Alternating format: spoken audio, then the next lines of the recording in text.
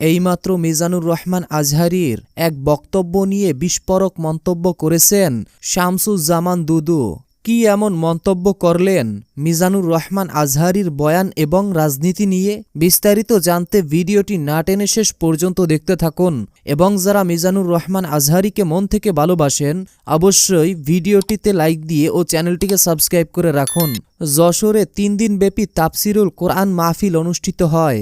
সেখানে তৃতীয় দিনে জনপ্রিয় Islamic scholar doctor Mizanur Rahman Azhari বয়ান করেন।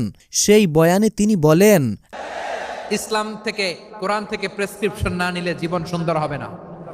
কোরআন থেকে প্রেসক্রিপশন না নিলে সমাজ সুন্দর হবে না। কোরআনের প্রেসক্রিপশন না মানলে রাষ্ট্র সুন্দর হবে না।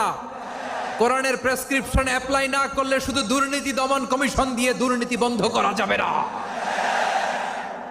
এজন্য কোরআনের আইন আমরা চাই কি চাই না? প্রিয় ভাইয়েরা, হিউম্যান রিসোর্স ডেভেলপমেন্ট, মানব সম্পদের উন্নয়ন, আমাদের সরকার যেন এদিকে নজর দেয়। আগে ওরা খেয়েছে, এখন এরা খেতে চায়। ইসলাম দিয়ে আমাদের জীবন সাজাতে হবে, ইসলাম দিয়ে আমাদের পরিবার সাজাতে হবে। ইসলাম থেকে কোরআন থেকে প্রেসক্রিপশন না নিলে জীবন সুন্দর হবে না। কোরআন থেকে প্রেসক্রিপশন না নিলে সমাজ সুন্দর হবে না। কোরআনের প্রেসক্রিপশন না মানলে সমাজ সুন্দর হবে না। কোরআনের প্রেসক্রিপশন না মানলে এই দুর্নীতি বন্ধ হবে না। এজন্য আমাদের কোরআনী আইন বাস্তবায়ন করতে হবে। তিনি আলোচনার ভিতরে আরও বলেন, আগামী বাংলাদেশ ইসলামের বাংলাদেশ। বাংলাদেশের আসল পরিচয়ই হল ইসলাম। এবং তিনি আরও বলেন, যাই হোক না কেন বাংলাদেশে ইসলামী রাষ্ট্র কায়েম হবেই হবে, কেননা এটি নবীজির ভবিষ্যৎবাণী। কিন্তু এদিকে মিজানুর রহমান আজহারীর এই বক্তব্য নিয়ে বিস্ফোরক মন্তব্য করলেন শামসুজ্জামান দুদু।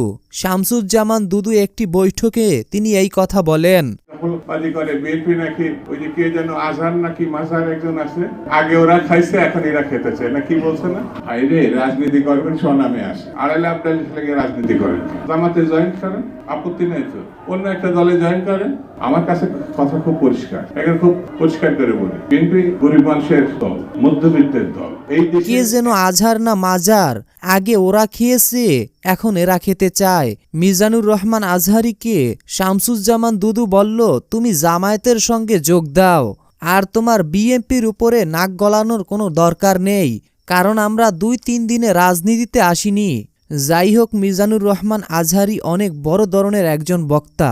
তাকে আমি মনের গভীর থেকে ভক্তি শ্রদ্ধা জানাই এবং তাকে সালাম জানাই, এবং আমি সবসময় তাকে দোয়া করি সে যেন আরও উচ্চ মর্যাদার অধিকারী হতে পারে, এবং আমাদের বাংলাদেশের সন্তান যেহেতু সে যেন বাংলাদেশের মুখ উজ্জ্বল করতে পারে। তো দর্শক, মিজানুর রহমান আজহারীর এই বক্তব্য নিয়ে শামসুজ্জামান দুদুর এই মন্তব্যে আপনার কি মতামত তা অবশ্যই কমেন্টে জানিয়ে যাবেন। ভিডিওটি শেষ পর্যন্ত দেখার জন্য সবাইকে ধন্যবাদ।